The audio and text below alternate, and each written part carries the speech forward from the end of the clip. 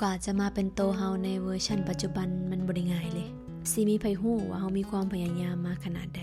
เป็นคนที่บ่ได้เกิดมาจากความเพียบพร้อมแต่ก็เฮ็ดตัวเองให้พร้อมกับการเปลี่ยนแปลงที่จะเกิดขึ้นในทางข้างหน้าอยู่เสมอสิ่งที่พยายามมื้อนี้บ่มีไผเห็นแต่พวกเขาจะเห็นในมื้อที่มันสว่างแล้วเฮ็ดต่อไปถึงว่าสิบ่มีไผแนมมาก็ตามบ่ต้องรอให้พร้อมเพราะความพร้อมที่รอมันบ่มีอยู่จริง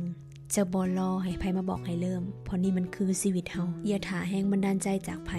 พอบ่มีไผจะมาฮู้ปัญหาของเฮาได้ลึกซึ้งเท่ากับตัวเฮาเองเฮามาเฮ็ดปัจจุบันเพื่ออนาคตกันดีกว่า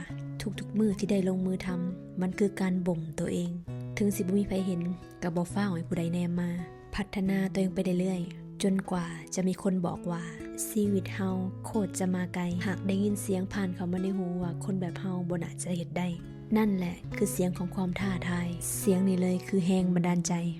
ถ้าอยากก้าวขาไปไกลแล้วไวกว่าคนอื่น